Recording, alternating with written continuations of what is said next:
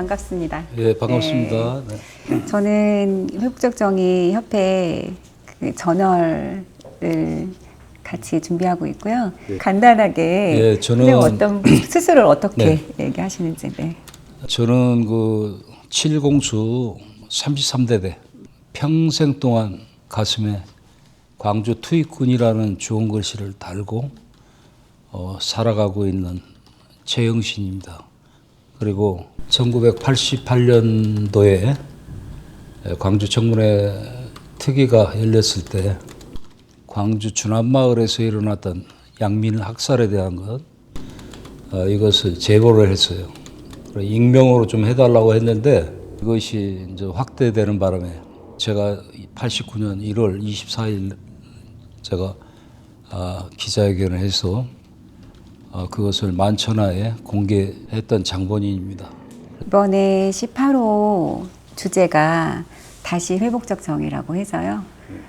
지금 이 시대에 우리가 회복적 정의에서 무엇을 또 중요하게 생각하고 잡고 가야 될까. 그리고 또 최근에 그 계엄과 관련해서 또 선포가 있었고 해제가 있었지만 그 이후에 우리가 정말 집중해야 되고 추구해야 될 가치가 무엇일까에 대해서 준비하고 있습니다. 그래서 그 일환에서 선생님의 이야기를 좀 듣고자 저희 초대를 드렸습니다. 네. 선생님 지금 마음은 좀 어떠세요?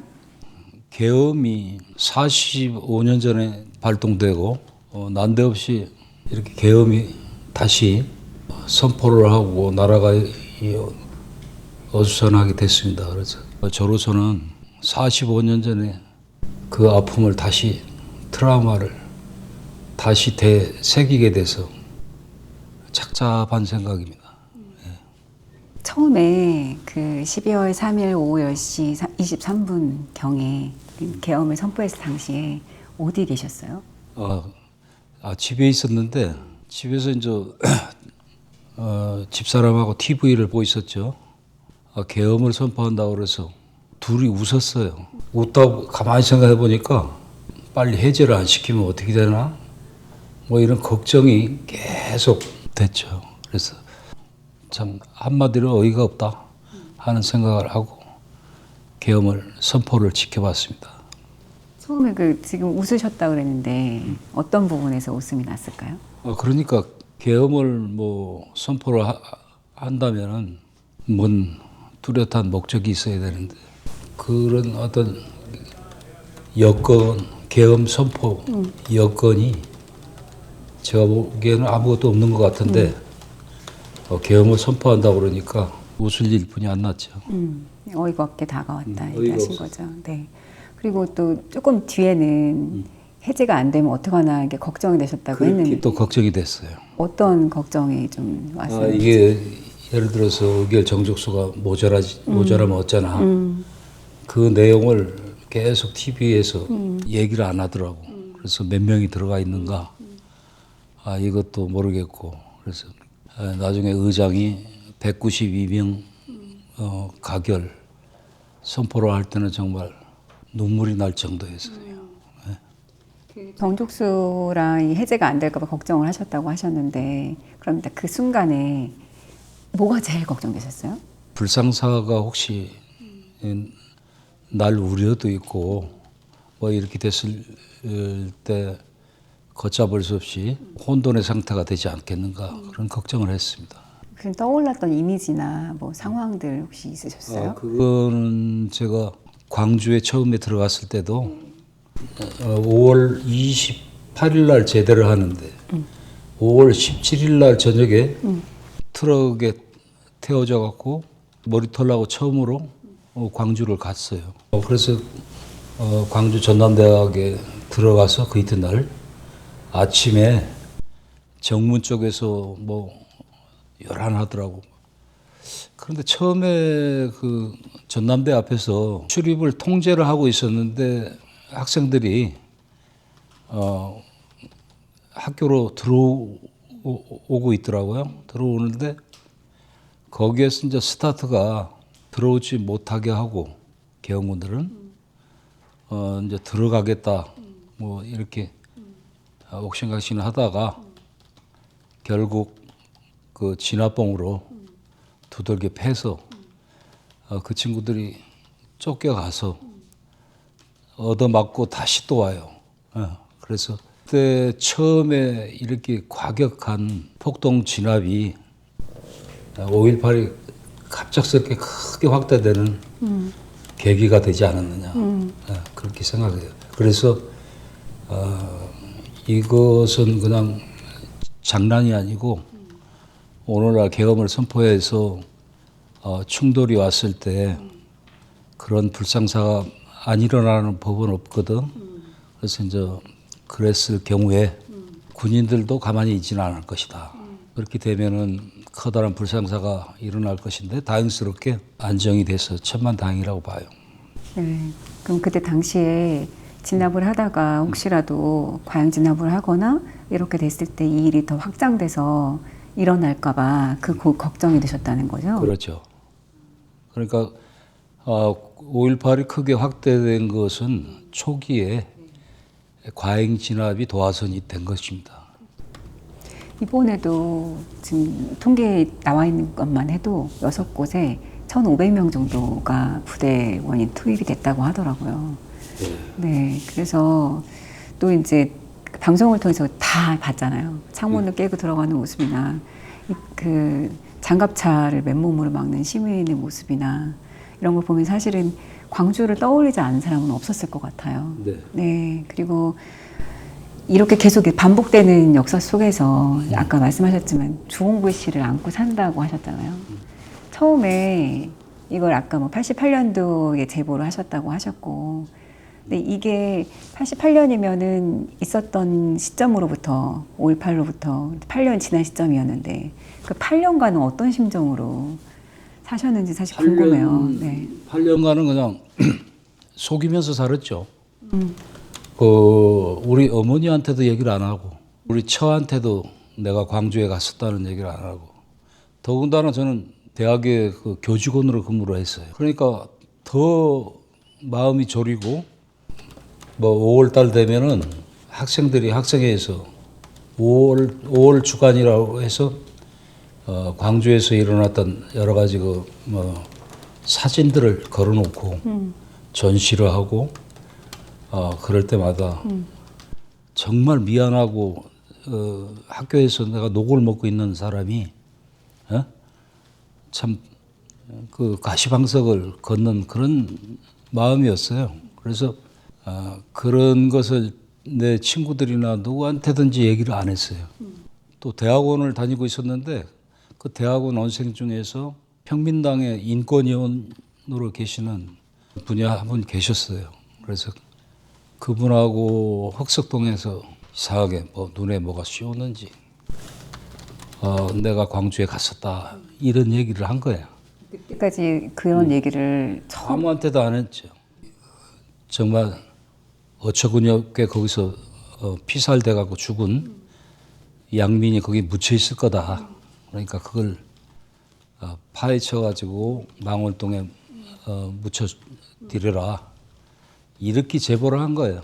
그런데 이게 일파만파로 이제 커져서 걷잡을수 없이 커지고 또 그 당시에 이제 민정당 세력들이 최영신이 얘기는 거짓말이다. 국방부에서도 또 성명을 내서 11공수와 7공수는 그 시간에 각각 다른 지역에서 작전을 하고 있었다. 이렇게 성명까지 내고 광주특위를 보이콧도 했어요. 그래서 안 되겠다. 안 되겠다 해서 제가 이걸 대대적으로 한번 밝혀야 되겠다. 이렇게 결심을 했어요. 그래서 89년에 1월에 인터뷰를 하게 되신 거라는 말씀이신 거죠. 당시에 제가 알기로는 이제 신문이건 어디건 아직도 그때 당시만 해도 이걸 다 폭동이라고 인식하고 계신 분들이 많았던 걸로 알고 있어요. 근데 그 상황에서 아무리 이제 그 전에는 익명으로 제보를 하셨다가 인터뷰를 해서 이렇게 전 국민한테 노출된다는 것 자체가 굉장히 위험한 일이었을 거 아니에요. 예. 그런데 이제 그것도 각오를 했습니다. 그런데 지금 하라고 그러면 못 할 것 같은데 그때는 좀 젊었었고 용기가 있었는가 봐. 그래서 이거를 내가 공개를 해야 되겠다. 마음을 굳게 먹고 저희 집사람을 일단 우리 그때 84년생 아들이 그때 5살인가 됐을 건데 친척 집으로 피신을 보내고 저는 저대로 도망갔습니다. 그걸 발표를 하고 나서. 어디에 도망가셨어요? 그건 밝혀줄 수가 없어요. 근데 그랬는데 아니나 다를까 저희 대대장 하던 사람이 대령을 달고 정보사의 처장으로 있었어요. 그런데 우리 부천에 내가 살던 집에 전세로 살고 있었는데 항공 잠바를 입고 총을 들고 몇 명이 집을 찾아와서 군합발로 대문을 차고 아마 그 당시에 거기서 내가 잡혔다면은 지금 없었겠죠. 골로 갔을 거라고 봐지는데 저는 하여튼 몇 번에 걸쳐서 죽을 고비를 몇 번에 걸쳐서 넘겼어요.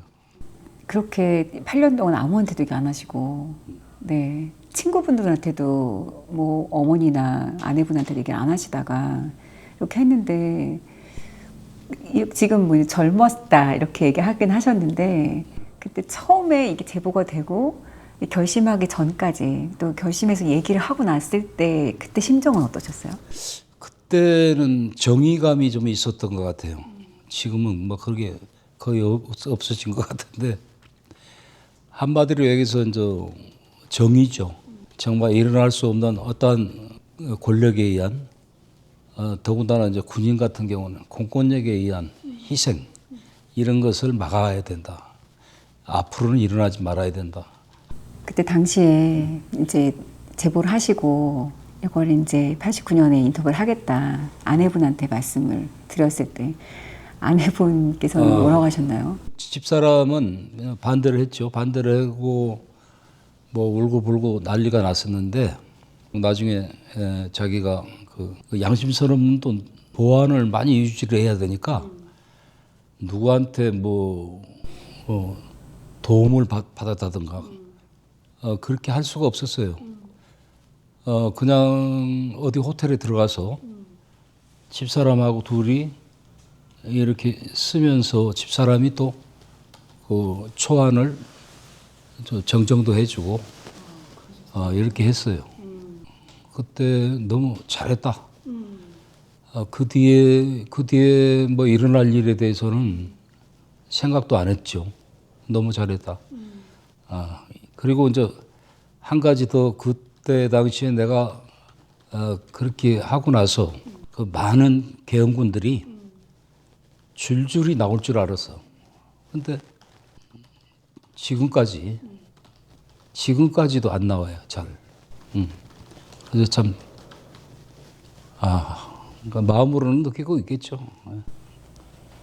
그 마음이 조금 어려우셨을 것 같아요. 네. 그때 승언을 하시겠다고 마음 먹으셨을 때 아내분께서 처음에 반대하셨고 그래도 이제 나중엔 도와주셨고. 네. 근데 그랬어요. 근데 이제 주변에서 연락하고 지내는 그 군대 동기분들이나 있으셨을 거 아니에요. 그분들하고는 그럼 그 전에 이제 이야기를 좀 나누고 계셨어요? 계엄 상황에 대해서? 제가 78년도부터 국립묘지를 거의 매년 가는데 거기 가면은 만납니다. 그런데 5.18 이후에 광주 문제는 누구든지 입에서 안 꺼냈어요. 그러면 5.18 그 이후에 다음에 이제 네, 만나셨어도 그 얘기는 네. 하지 않으셨다는 얘기인 그다음에 거죠? 내가 이제 이거를 터뜨리고 나서 나중에 또 어김없이 현충일이 다가왔는데 가야 되냐 말아야 되냐 갈등이 심했어. 그런데 동기가 전화가 왔더라고. 야, 너 오지 마라. 안 오는 게 좋겠다. 죽이기까지 하겠냐? 그래서 당당히 갔어요. 쭉 올라가다 보니까 특전사 이제 애들이 권수만 우리 대대장도 같이 삥 둘러서 이제 그런데 전원이 내가 올라가는 걸 보고 나를 쳐다보고 있는 거야. 올라가서 격려를 하고 다 악수를 하고 그랬어요. 그랬는데 나중에 얘기 들어보니까 대대장은 나를 권총으로 쏴 죽이고 싶었다는 거예요. 그런 얘기를 하더라고. 근데 그 사람이 굉장히 좀 점잖하고 좋은데 그런 얘기를 할 수 있을까? 나 지금도 이해를 할 수가 없어요. 그 뒤로도 그러면 그 군대 동기분들이 양심선언 하신 이후에 따로 뭐 연락을 했다거나 뭐 그런 건 없으셨어요? 따로 좀 만나긴 만났는데 저를 상당히 비난하는 그룹들이 있어요. 또 나를 끔찍히 또 좋아하는 친구들도 있고. 어떤 친구들은 특히 광주가 고향인 그 동기들은 내가 해야 될 일을 네가 했다. 너무 고맙다고 얘기를 하고 제가 그 뒤에 이제 5.18 진상조사위에 전문위원으로 들어가서 조사 활동을 하다 보니까 5.18 진상조사는 끝이 없어야 돼요. 왜 끝이 없어야 된다고 생각하세요? 조사가 안 되니까. 조사가 지금 피해자들은 많은데 가해자가 없는 상황이야. 그러니까 끌어묻은 사람들도 이제 세월이 하도 지나니까 45년 막 이렇게 지나니까 오리발 내밀면 끝이야. 예? 그리고 이제 거기에 주동 인물들이 또 많이 죽어요. 실제로 뭐 사살을 해갖고 묻은 안매장을 했다든지 했던 친구도 죽고 그런 사람들이 돌아가신다고. 우리 대대장도 돌아가셨어요. 예. 그러니까 모든 사람이 다 죽게 되는데 죽기 전에 좀 제발 좀 나와서 한 가지씩이라도 좀 얘기를 해줬으면 좋겠어요. 내가 그런 사람들이 있다면은 제가 도와줄 용의가 있어요. 그 아까 양심선언 하셨을 때 그 뒤로 줄줄이 양심선언을 할 거라고 기대하셨다고 하셨었잖아요. 근데 그 뒤로 그렇게 양심선언을 못하는 이유들이 뭐였을까요? 이제 세월이 하도 지났으니까 지금 와서 내가 얘기를 해봐야 무슨 개별적으로 나한테 득이 있을까? 이것이 첫째 같아요. 그리고 이제 주위 환경이나 이런 걸 봤을 때 그걸 얘기해서 내가 매장되지 않겠느냐. 또 가족 간에 예를 들어서 뭐 나도 며느리도 있고 손자도 있는데 할아버지가 뭐 옛날에 5.18 투입 계엄군이었는데 이런 역할을 했었다. 이렇게 했을 때 나 스스로 매장되는 거 아니냐. 이런 여러 가지 요인 때문에 못하고 있는 것이다.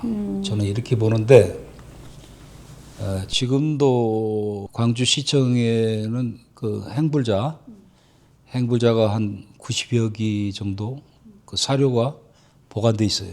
시료가.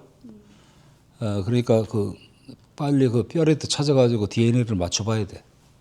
그래서 그 행불자도 빨리 해결이 돼야 된다. 그렇게 보거든요. 그래서 숨어 있지 말고 딱 나와서 얘기를 하고 풀을 털고 가면은 얼마나 속이 시원할까. 그런 생각을 해봅니다. 그 아까 사모님은 나중에는 도와주셨다고 하셨는데 이제 두 아드님께서 좀 크고 난 다음에 아셨을 거 아니에요? 아드님들은 뭐라 하고 혹시? 우리 그 둘째 놈이 그 몰랐는데 우연히 그 페이스북을 보다가 둘째가 그 페이스북에 뭐라 하나 올렸더라고. 그게 뭐냐면은 아무도 양심선언을 하지 않았으면 지금도 조롱받거나 뭐 그러지 않았을 거 아니냐. 그런데 그런 역할을 해준 사람이 우리 아버지라서 뭐 좋다 하는 뭐 그런 식으로 해서 페이스북을 보니까 이 새끼가 이런 생각을 하고 있었구나. 그런 좀 제발 조롱을 하지 말자.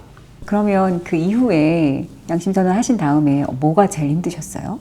이제 양심선언하고 나서 많이 시달렸어요. 김대중 대통령하고 이제 면담을 해서 밖에 있으면은 신변에 위험이 많으니까 당에 들어와라. 어떤 사람들은 정치하려고 당에 들어가는데 나는 그 이제 살기 위해서 들어간 거야. 그래서 이제 당에 들어가 봤더니 실국장들이 월급이 없는 거야. 월급이 없어요. 그래서 단지 돈을 주는 데가 간사 자리인데 간사가 몇 명뿐이 없어 그 직책이. 그래서 그걸 노동문제특위 간사를 시켜주더라고. 그리고 그때 당시 35만 원 이렇게 받게 해줬어요. 그래서 그나마 뭐 입에 풀칠할 수 있는 그랬던 기억이 있고. 심적으로 그 이후에 양심선언 이후에 가장 나를 괴롭혔다거나 하는 그런 게 있을까요? 저는 뭐 언젠가 우리 이재용 원장님하고도 얘기를 했지만 상당히 그 고독한 그런 삶을 사는 것 같아요. 그러니까 광주 쪽에서 보면은 계엄군이고, 그 다음에 우리 그 특전사 동지들한테는 배신자 소리를 듣고 죽이니 살리니 하면서 이런 일을 왜 했냐 하는 그런 비난도 많이 받고, 그냥 가만히 있으면 됐지, 응?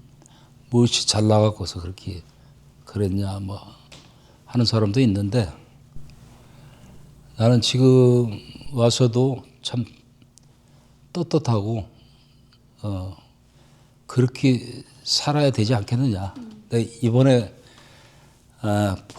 보면서 증인들 뭐 우리 특전사 후배 특전사령관 그 사령관 얘기도 듣고 홍장원 씨 얘기도 들으면서 올바르게 참 증언하는 사람들은 언젠가 빛을 본다. 나는 빛을 못 봤지만 빛을 본다. 그렇게 참 대단한 사람들이다. 칭찬해주고 싶고. 증언하기 잘했다. 그런 길을 잘 선택했구나라고 느끼셨던 순간이랑 이건 정말 이 과정에서 좀 상처가 됐다라는 어떤 그런 순간들이 있으셨을 것 같은데 좀 기억나시는 게 있으세요? 증언을 하고 나서 진상조사위에 들어갔는데 그 사건이 몇 시에 그 사건이 일어났냐 이런 것을 이제 묻는데 내가 처음에 얘기했을 때가 새벽에 일어난 것 같다고 얘기를 한 것 같아요. 그런데 사실은 난 팩트라고 생각을 안 했어. 왜냐하면은 그 예를 들어서 홍금숙인지 누군지 알 수는 없지만 여고생, 그 다음에 니아까지 실려온 부상자 2명, 이것을 보고 그 사람들 처리하는 과정을 얘기를 한 것뿐이야. 그러니까 그 당시에 뭐 시간도 기억을 할 수가 있겠어요? 뭘 할 수 있겠어? 그냥 어두컴컴한 거야. 그러니까 그 골짜기에서 어두컴컴했을 때 거기서 얼마 떨어지지 않은 데서 총소리가 4방이 났다. 이걸 듣고 내가 쟤들이 죽었구나. 이걸 그 당시에 느꼈거든요. 지금도 그 귀에서 소리가 나는 것 같아. 그런데 그런 것을 내가 얘기를 그걸 이제 뭘 찍었는데 거기에 조사관들이 그걸 보고서 이게 타이밍이 안 맞는 거다 하고 자기들끼리 그러는 거야. 그래서 그거는 팩트가 아니지. 그 부분은 좀 섭섭하더라고. 소나무 얘기를 또 했어요. 왜냐면 내가 이제 철수할 때 소나무의 피가 흥건한 걸 봤다고 그랬거든. 그런데 부상자들이 어떻게 할 수가 없으니까 부상을 입었는데 똑바로 서 있을 수도 없잖아. 그러니까 소나무에다가 이렇게 이제 기대 놓는 거야, 둘 다. 그래 놓고 총으로 쏘고 칼로 찌르고 해서 거기서 사살을 해서 처리를 한 거야. 그러고 이제 시체는 옮겼겠지. 그러고 나서 이제 위에서 헬기를 타고 철수하려고 내려오다가 그쪽 방향으로 총소리가 들렸던 방향으로 나뿐만 아니라 여러 명이 이렇게 쳐다보면서 내려왔어요. 피가 흥건하게 고인 것 같더라고. 그래서 아 여기구나. 그랬는데 그걸 아니 세상에 45년 만에 가고 어떤 소나무인지 어떻게 알아? 그죠. 그래서 이제 그 비슷한 데 가갖고 그걸 찍었어. 이 소나무 이렇게 기대하고. 아 그랬더니 그 소나무를 그걸 조사를 해봐야 된다는 거야. 소나무를 그걸 해갖고 이게 쇳덩어리가 박혔는가?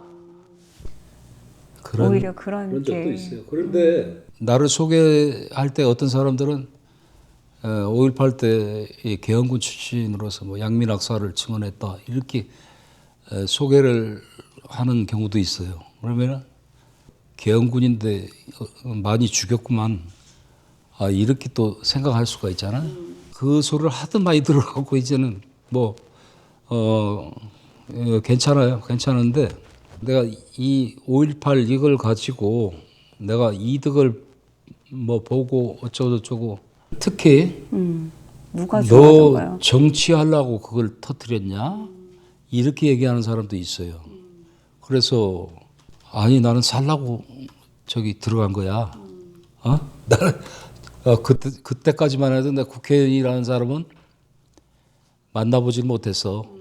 그 이상도 이하도 아니야. 그 선생님께 정의란 어떤 의미일까요? 글쎄 정의라는 것은 그 뭐 어렵게 생각할 필요도 없을 것 같아요. 정의에 반대되는 불의가 있잖아요. 불의에 대해서 항거를 하고 이제 젊은이들한테도 말은 쉽지만 행동하기가 어렵다. 그게 사실을 얘기를 하고 이게 하는 사람들이 드물다는 거지. 그 주남마을 양민학살 사건만 해도 나만 본 게 아니라 한 4, 50명이 봤어요. 그 상황을 쭉 다 지켜봤어. 그렇게 많았어요? 그런데 유일하게 내가 얘기했잖아. 그런데 왜 네가 얘기하냐 이거야. 입 다물고 있지.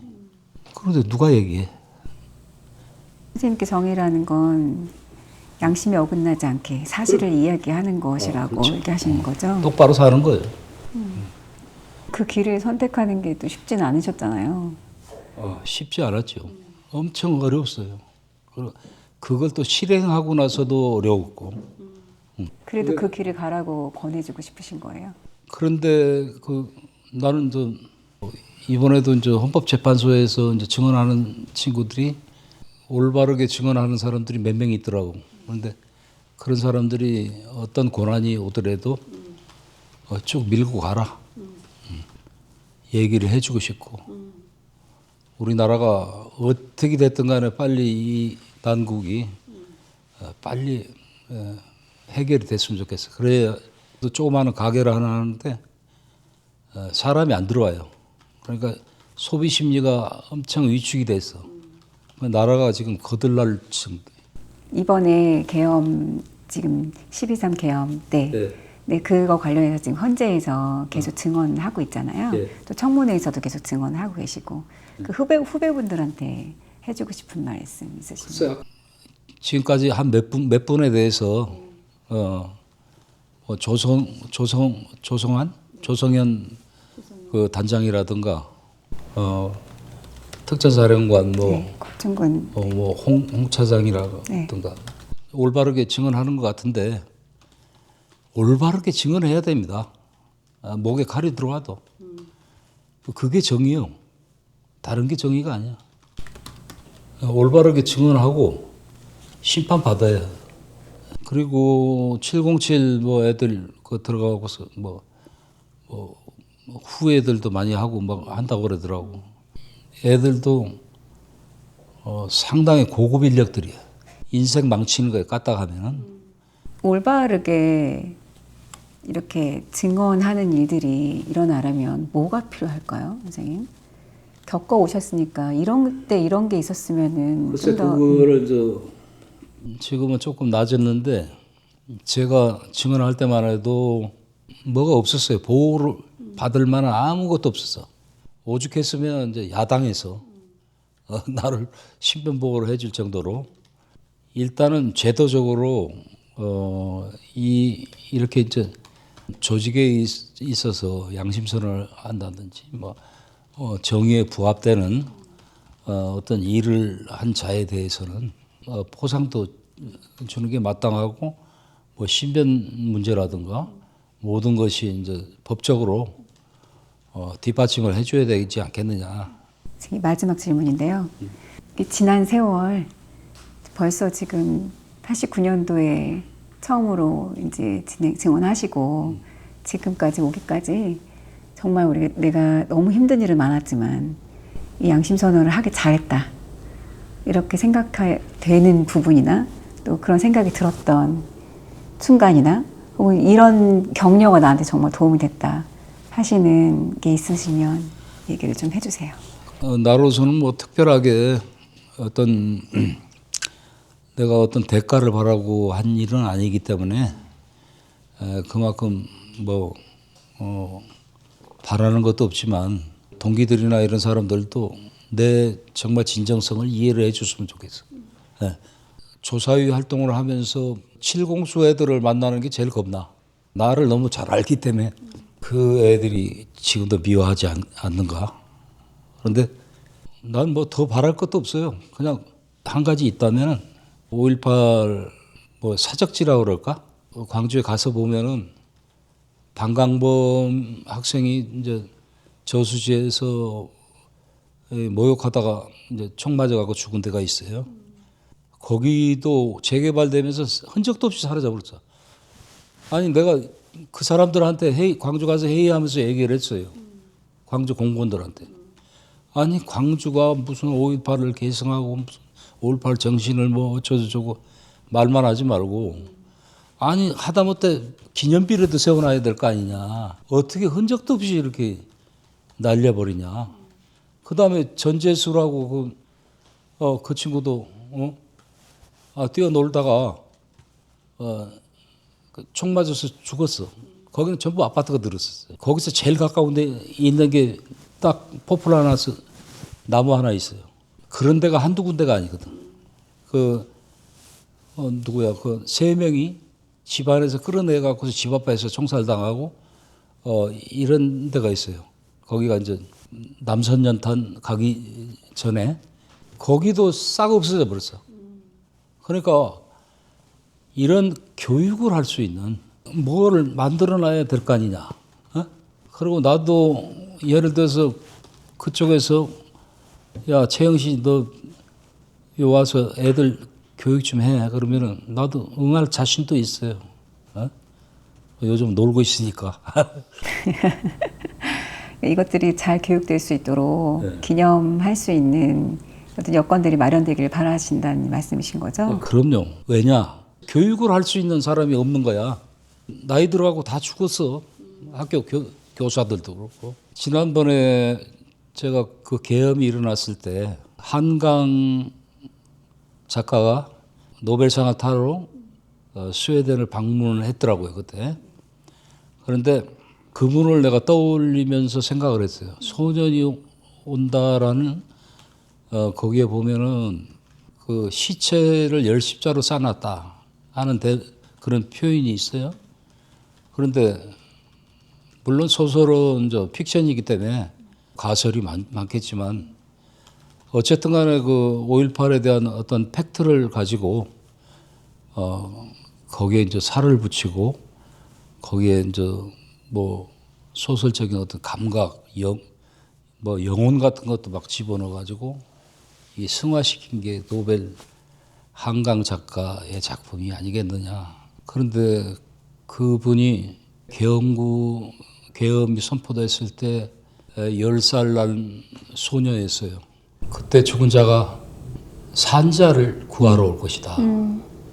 이런 표현을 했는데 노벨상 받는다면은 온 나라가 축제 분위기에다가 환영해 줘야 되는데 계엄을 선포해 가지고 그런 지설을 하고 있었으니 참 한심한 일이죠. 아까 그 칠공수 동기분들이 나의 진정성을 이해해 줬으면 좋겠다 이런 얘기 하셨었는데 어떤 부분을 좀 알아주셨으면 좋겠어요? 제가 주로 행정만 했어요. 그래서 대대 인사과 선임하자를 하고 있었는데 남들은 열심히 훈련하는데 나는 그 펜대만 굴리고 있는 거야. 그렇게 편안한 부서에 있던 놈이 그다음 광주에서도 이제 최대 10일 남겨놓고 가서 식강을 싣고 트럭에 싣고 그거 이제 선임 탑승해 갖고서 밥을 배달해 줘야 될 거 아니에요. 금남로에도 가고 뭐 이렇게 왔다 갔다 하고 그런 역할을 하고 실제로 내가 가서 뭐 예를 들어 진압을 한다든지 그런 역할은 없는데 그렇게 이제 밖에 나가서 진압을 하면서 돌팔매도 맞아보고 뭐 이렇게 했던 우리들도 가만히 있는데 저 편한 부서에 근무하는 최중사가 그렇게 까발렸다 하는 그걸로 이제 일단 미운 거야. 미웠는데 또 한 가지는 이거 내가 얘기한 거는 11공수 애들이 저지른 거예요. 그런데 거기에 권승만 우리 대대장하고 버스 사건 말고 거기에 몰려왔던 시민군들 거기서 잡힌 애들하고 뭐 어떤 사건이 지금 의혹이 되는 게 있는데 그 부분을 아마 감추려고 그러지 않았느냐. 그래갖고 세게 나를 몰아붙인 거야. 그래서 얘기로는 뭐 총으로 쏴 죽이고 싶었다. 또 구덩이를 파놨다. 실제로 정보사로 보이는 군인들을 우리 집으로 보내가지고 군 아빠로 막 나를 잡아가려고 그렇게 했던 일련의 그걸 보면은 이제 자기들 그걸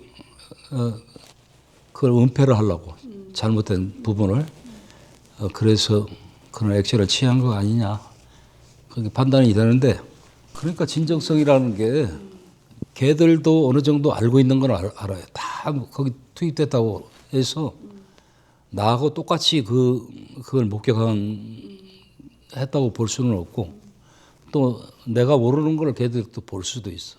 그런 부분들이 내가 봐갖고 얘기한 것은 있는 그대로 인정을 해줬으면 좋겠다 이거지. 어떤 오해를 하면서 얘기를 했나요? 아니 그러니까 내가 얘기한 거에 대해서 부정하지는 않는데 한마디로 얘기해서 왜 네가 그런 얘기를 했느냐 밉다 그 얘기죠. 아까도 제가 드렸던 질문인데 이게 살아오시면서 내가 그때 잘 선택했다 양심 선언하기로 했던 순간 혹시 기억나세요? 아니, 네. 어떤 때 내가 이걸 잘 선택했구나라는 생각이 드세요? 잘 선택했다 하는 것은 그 당시부터 그랬어요. 내가 그런 생각이 없었으면 그거 안 했죠. 그때도 나는 거기에 묻혀 있는 줄 알았어. 그랬더니 나중에 얘기 들어보니까 잘 끝나고 나서 한 달 뒤에 마을 사람들이 저수지에 모욕하고 내려오다가 냄새가 나갖고 이렇게 파보니까 손이 나오고 뭐가 나오고 막 했다는 거야. 그래서 행불자 묘역에다가 일단 묻혔다가 나중에 신원이 확인됐어요. 그 사람들은 이제 헬기로 병원으로 보냈으면 살았을지도 모르는데 거기서 이걸 처리해라 해가지고 거기서 죽여갖고서 안매장을 했단 말이에요. 그 자체가 잘못된 거다. 어? 나는 그걸 얘기를 한 거예요. 80년 6월 달에 그걸 찾아갔어. 그래서 묘역에다 이미 모셨고 나중에 알고 보니까 그게 그분들이었다는 걸 아시게 그렇죠. 됐다는 거죠. 네. 나중에 알고 보니까 그거구나. 그 시체야. 유가족분들이 되게 그런데 좋아했을 사실 것 같아요. 그거가 아닐 수도 있어요. 또 다른 증언에 의하면 그 밑에도 또 뭐 있었다 이렇게 증언하는 사람도 있거든. 그러니까 그 골짜기에서 뭐 수거해간 사람이나 하여튼 그 엉망진창이야. 지금 그러니까 주남마을 안에서만 일어난 시체를 아마 다 찾지 못했을 거다. 나는 이렇게 판단이 되는데 어딘가에는 묻혀 있지 않느냐. 어딘가에. 그래 이런 일들을 다 조사를 하려면은 진상조사위가 이렇게 쉽게 끝나가고 해서는 안 된다. 그 얘기죠. 네, 선생님 그동안에 겪었던 어려움들이나 제가 그걸 계속 이제 질문을 제가 드렸는데 그건 사실은 역사적인 기록이나 또 숫자로는 들을 수 없는 이야기잖아요.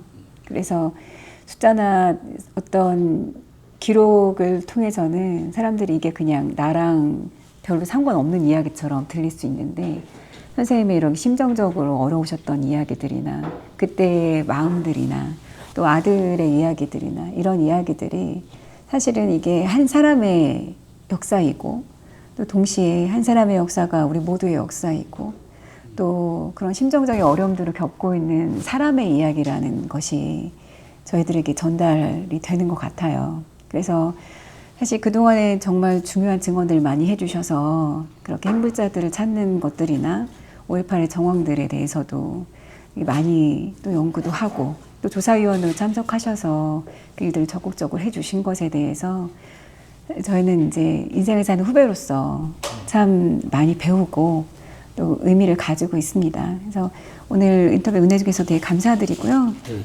혹시 이런 어려운 과정들 속에서 어디서 위로를 찾으셨는지 사실 저는 좀 궁금해요. 이렇게 힘들게 또 오해도 많이 받고 그렇게 해오시면서 또 식구들도 그렇고 뭐 위험에 처한 순간도 많았고 동기들도 지금 계속 뭐 지금 진정성을 알아줬으면 좋겠다고 말씀하실 정도로 오해를 받았고 예, 살러 이제 정당에 들어갔는데 그거마저도 또 다르게 해석하는 시선도 있었고 여러 가지 힘든 순간들이 계속 있으셨을 것 같은데 여전히 제가 이제 뭐 그동안 힘들었던 거나 이런 거 물어봤을 때 여전히 원하시는 거는 계속 이 조사가 진행되어야 한다 이 얘기만 지금 하고 계시거든요. 그래, 맞아요. 예, 그 과정에서 선생님이 얼마나 힘드셨을지 사실 감히 상상조차 하기 어려운데 그런 그 세월을 지내시면서 혹시 위로가 됐거나 아니면 이 상황들을 계속 해나갈 때 힘이 됐던 뭐 사람이나 뭐 그런 사건이나 뭐 그런 순간들이 혹시 있으셨을까요? 몇 년 전에 광주에 내려가서 광주에서 어떤 컨퍼런스가 있었는데 그때 이재용 원장하고 그때 처음 뵀죠. 그때 그 홍금숙 씨를 만났어요. 그 당시에 춘태여군가 뭐 거기 1학년인가 2학년 다녔던 것 같은데 세월이 많이 변했고 그래서 제가 총을 맞은 손이 어느 쪽이냐 손을 이렇게 주더라고. 그래서 손을 제가 이렇게 만져주면서 죄송하다. 내가 총을 쏜는 건 아니지만 그렇다고 내가 지휘관도 아니지만 잘못됐다. 죄송하다.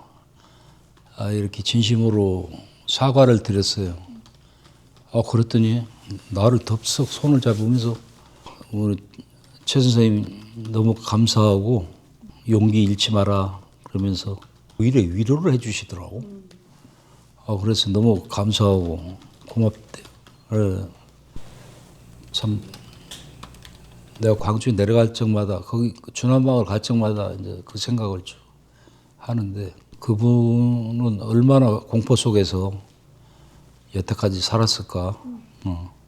거기에 가기가 싫대요. 그 골짜기에 뭐 행사가 있다고 그래도 건강하게 그렇게 살아 계시니까 고맙고 감사하다 느꼈어요.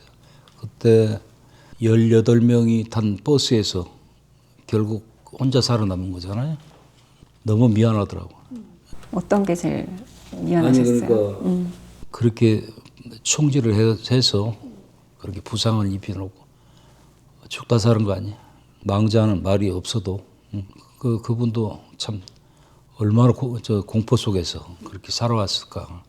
이제 그분이 건네셨던 위로 용기 잃지 말라는 말씀이 네, 그동안에 살아오시면서 좀 많이 위로가 됐던 그런 순간이었다는 거죠. 그래서 네. 제가 좀 울컥했어요. 네.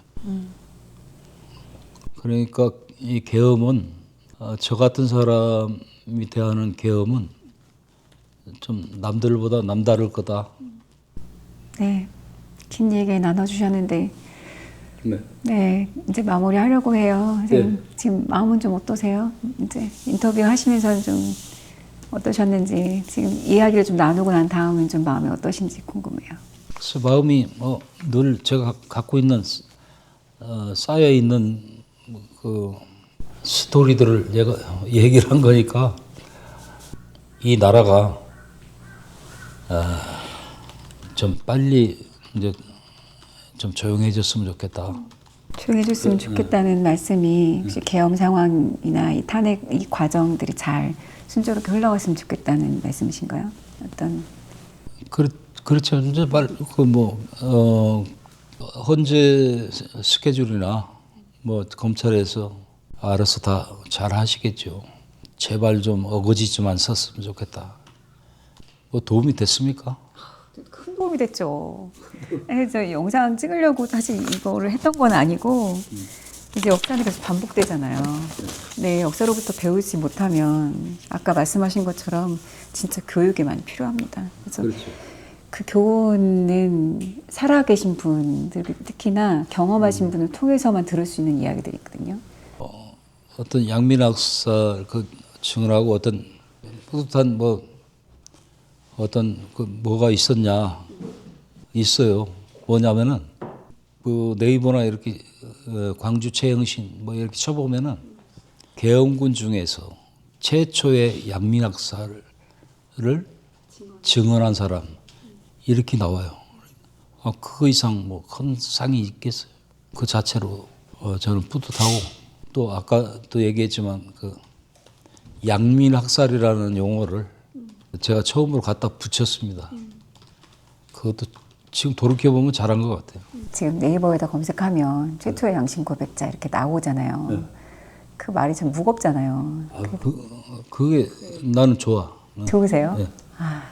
아까 왜 죽은 글씨라는 말씀도 쓰셔가지고 아, 그게 되게 양쪽에 마음이 다 있을 것 같아요. 그렇죠. 진짜 오늘 감사합니다. 너무 그래서 이제 남은 생도 똑바로 안 살면은 나는 맞아 죽어요. 누구한테 맞아 죽나요? 아니 그러니까 내가 혹시 뭘 잘못됐다. 거 봐라 이렇게 나올 거 아니야. 그러니까 보고 있는 사람들이 그래서 많으니까 사람은 똑바로 살아야 돼. 똑바로 사는 것도 어렵고 또 그냥 대충 살아도 사는 거고.